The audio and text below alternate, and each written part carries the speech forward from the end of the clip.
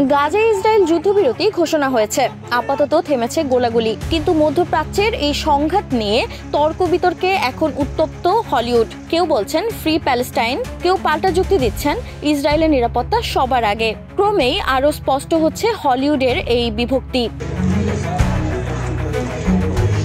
সম্প্রতি ইসরায়েলি চলচ্চিত্র বয়কটের ডাক দিয়েছে ফিল্ম ওয়ার্কার্স ফর প্যালেস্টাইন নামের একটি সংগঠন।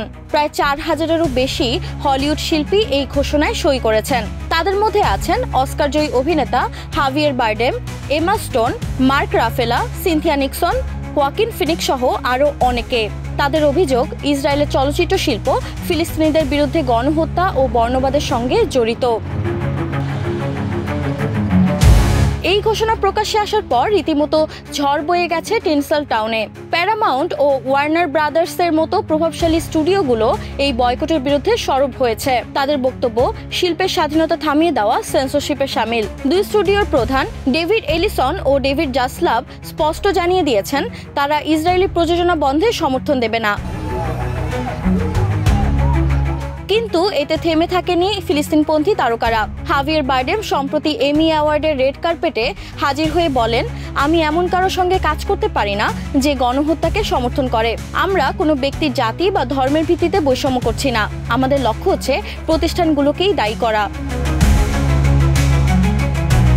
অন্যদিকে ইসরায়েল পক্ষের মুখপাত্র হয়ে উঠেছেন অভিনেত্রী ডেবরা মেসিং ও সঙ্গীতশিল্পী জিন সিমন্স।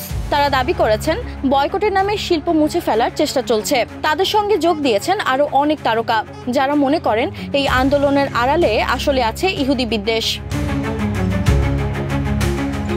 ফিলিস্তিনের পক্ষে মার্ক রাফেলো নিয়মিত সোশ্যাল মিডিয়ায় পোস্ট দিচ্ছেন, তবে সম্প্রতি ইসরায়েলি বন্দীদের মুক্তি উদযাপন না করায় তাকে সমালোচনা সইতে হয়েছে।